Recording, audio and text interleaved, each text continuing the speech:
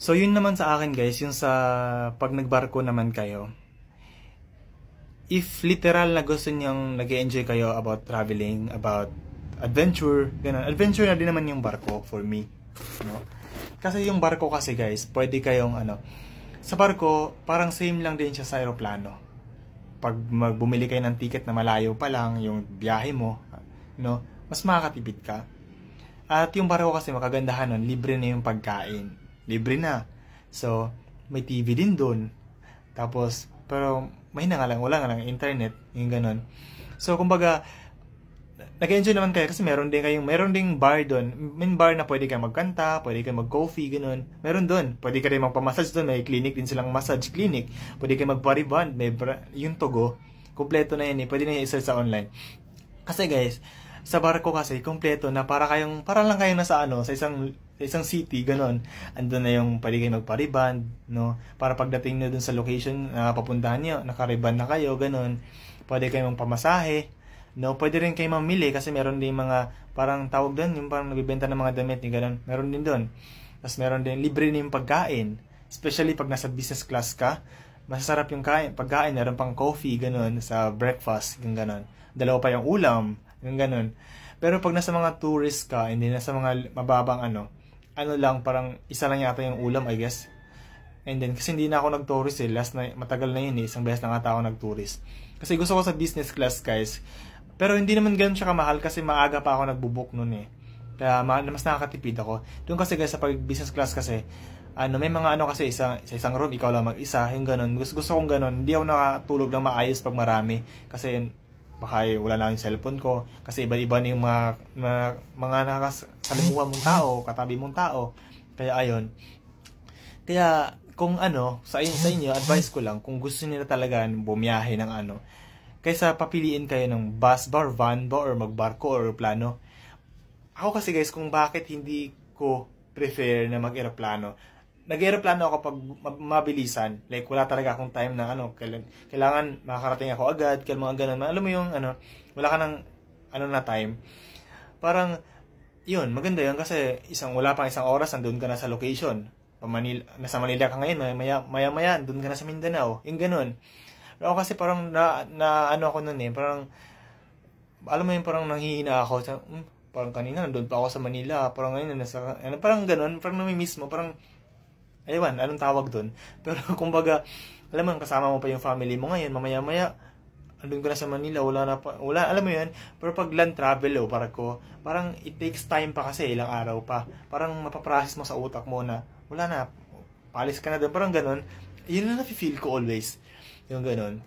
So, yung ginagawa ko, pag gusto niyo talagang magbarko, guys, anyway, tip ko number 1, huwag kayong bumili doon sa mga station ng hindi para sa akin lang to personally ha, kasi pag halimbawa yung mga office na halimbawa sa Togo, di ba meron kayong pwedeng bumili kung saan kayo pwedeng bumili ng ticket. Ako kasi guys, nung nalaman ko na natutunan ko na, doon ako bumibili online. Hindi online na parang i-chat mo sa Messenger, hindi ha, meron kasi silang website, no, doon ako nag-order ng mga ticket. Tapos papadala i-make sure na lang na tama yung mga information na nilagay nyo, yung contact number ninyo, yung email ninyo. Mahalaga yung email kasi doon ipapadala yung ticket. At saka i-screenshot na lang, ipakita nyo doon sa yung parang ganun, o i-print ninyo, yung ganun. Ganun siya kadali. So, kaya lang kasi guys na notice ko lang, I don't know if tama yung pagka-notice ko. Kasi halimbawa pag student ka o PWD or ka, hindi ka basta-basta makaka-avail ng mga discount, I guess, no? Ako kasi natry ko na, student ako, hindi ako naka-avail ng discount na ticket doon sa online pag halimbawa sa mga website. Mas nakaka-avail ako doon. Gusto ko mag-avail ng ticket, doon ako sa mismong ticketing station, tawag doon. Yung ganun. Kasi mas naka-avail ako doon. Pero pag hindi na kayo PWD at hindi naman kayo senior or student pa at hindi naman kailangan ng discount, mas affordable doon sa website nila. Halimbawa guys, sa website kasi makakapili ka pa kung saan anong date, kung titignan mo pa yan ng mas murang date, mga ganun, makakapili ka. Sa ticketing station kasi pwede mo naman itanong, pero may tubo na kasi sila. May tubo na. Parang may ad na, parang ganun. Na-observe ko yun kasi tinanong ko magkano yung ticket sa ganito. nung last time, before ako pamunta ng Manila, nagtanong muna ako doon. Sabi nila nasa 2,900 or 3,000 plus. Nung nag-check ako sa website, may nakita lang ako doon na mas affordable doon sa sinabi nila. Kaya sabi ko, mas affordable pala talaga pag website. Pag doon kayo sa website ng mismong Togo, bumili. No? At maganda rin guys kasi libre yung pagkain na. Kasama na sa binayaran ninyo yun. At kasama na rin yung yung pagkain nga. And then, hindi rin kayo mapaboard kasi may TV naman doon. Hindi nga lang always kasi hindi naman always may makakapili ka ng Pero sa room ko kasi always parang hindi ko naman pina-on yung TV, hindi ko na-on yung TV. Pero pwede ka manood ng TV, ganun. And then, pwede ka mag-karaoke kasi meron dong bar na pwede kang kumanta. Marami may grocery store din doon, parang yung convenience store, ganun. Pwede ka magbili ng mga snack mo, pwede ka magpa-massage kasi may massage clinic doon. And meron din silang salon, ganun, pwede ka magbariban, mga ganun.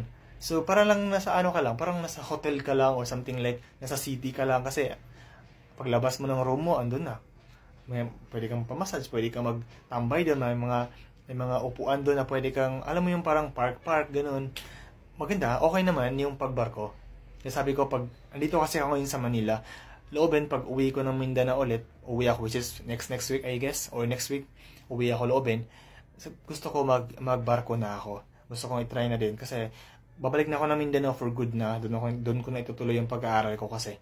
Kaya sabi ko, kasi matagal-tagal na rin hindi ako napagbarko kasi more on aeroplano kasi ako kasi minsan umuwi ako sa Mindanao like 2 weeks lang, ganun. Isayang din kasi yung time ko na parang 2 days ata sa barko, ganun.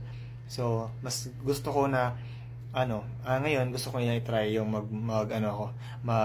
magbarko. Yun naman, gusto ko lang i-share sa inyo guys na kung baka kung ano yung i-consider niyo, kung gusto niyo ba mag-land travel, mag-sea travel, mag-air travel, kung ano ba yung gusto niyo.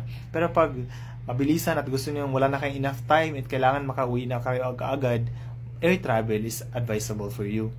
Pero if gusto niyo ng adventure, papiliin kayo kung kasi almost same lang naman yung land and sea travel yung sa dagat or sa land, no, like barko or mag-van or bus ka. Actually mas okay yung sea travel ka na lang, no, kasi mas nakakahilo talaga yung land travel guys, sobra. Sabi ko, hindi ko na i-advise talaga yun dati, nung mga sabi ko may mga kaibigan ako sa Manila, like ganun, pag uwi ka naman na sabay tayo tapos mag-land travel tayo, pinopromote ko pa yung land travel. Sa ngayon hindi na guys, isa na ako sa bitter sa land travel talaga. Yun lang naman. Gusto ko i-share sa inyo. Okay.